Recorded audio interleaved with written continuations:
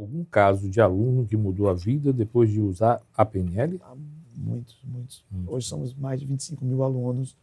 Alunos que não gravavam vídeo e faziam lives porque achavam que seriam julgados, seriam criticados, não eram capazes.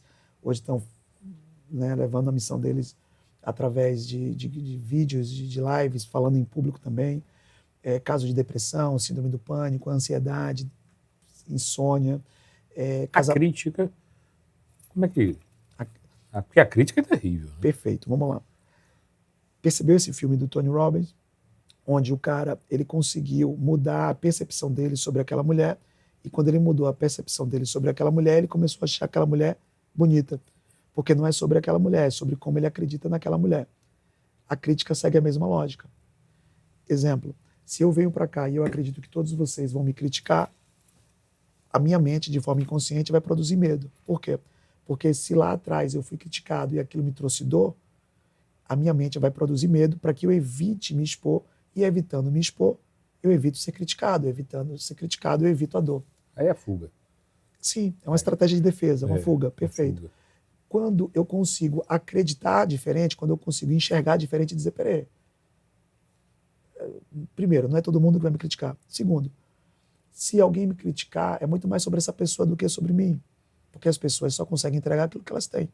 Pessoas feridas ferem, pessoas curadas curam. E quando eu trago uma nova narrativa e eu trago uma nova crença, uma nova forma de me enxergar nesse contexto, eu mudo o meu comportamento. Mudando o comportamento, eu mudo o meu resultado. Legal. Então, assim, dentro dessa lógica, isso serve para todas as coisas. Medo da crítica, medo de falar em público, medo de uma barata, rato, cobra, a viajar de avião. Por que uma pessoa ela tem medo de viajar de avião? Porque quando ela pensa em viajar de avião, na mente dela vem uma imagem catastrófica, não necessariamente catastrófica, uma imagem indesejada que produz medo. Como ela acredita que vai ter problema viajando de avião, a mente dela, brilhantemente, produz esse medo para quê? Para que ela evite uma experiência no avião.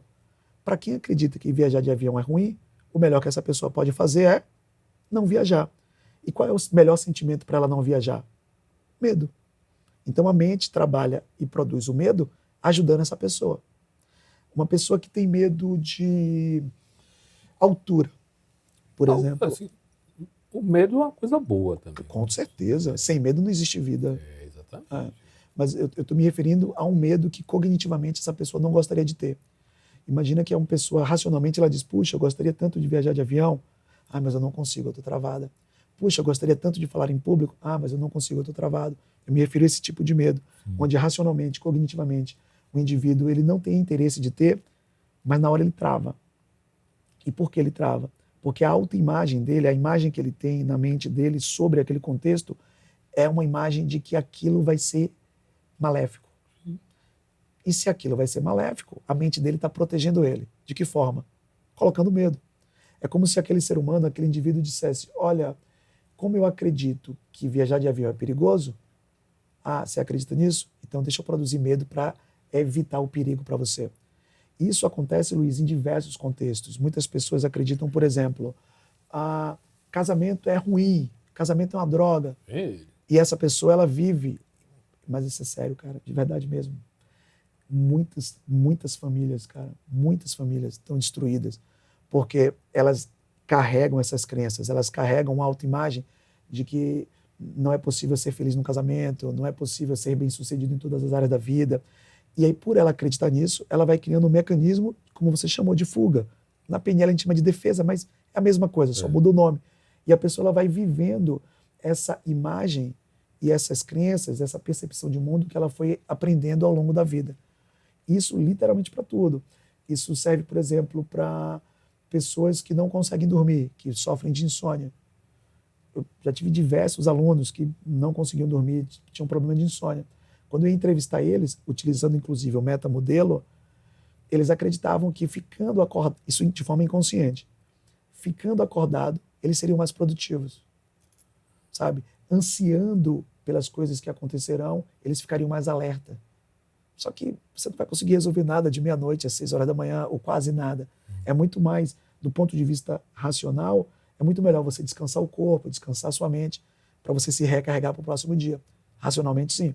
Inconscientemente, se essa pessoa ela acredita que precisa ficar alerta ou que produtividade, eu tinha esse problema, que produtividade era trabalhar muito, essa pessoa ela quer trabalhar o tempo inteiro. Ela se torna um workaholic, ou ela entra em outro padrão de comportamento.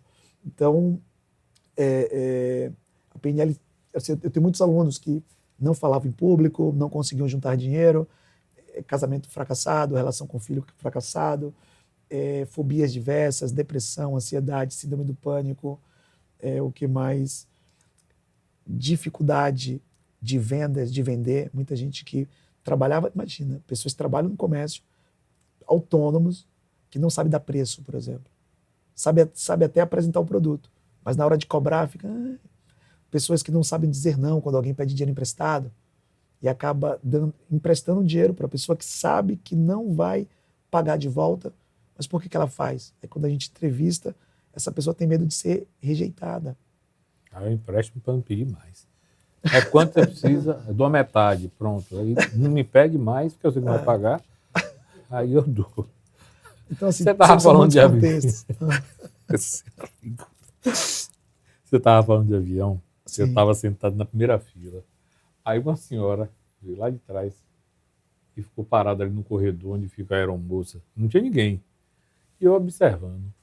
Disse, rapaz, eu acho que essa senhora quer ir no sanitário. Aí ela foi em direção à porta.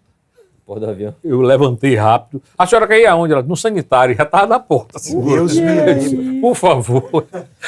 A senhora, entra aqui no banheiro, por favor. Eu chamei ela. A moça está aqui na porta. Ela disse, ai, meu Deus. Eu falei, sério. Não, eu imagino que sim. Eu tomei um susto. Eu fiquei vigilante. Todo mundo, você vai aonde? Eu vou no banheiro. Mais de 70 eu estava perguntando, vai aonde? Banheiro é lá.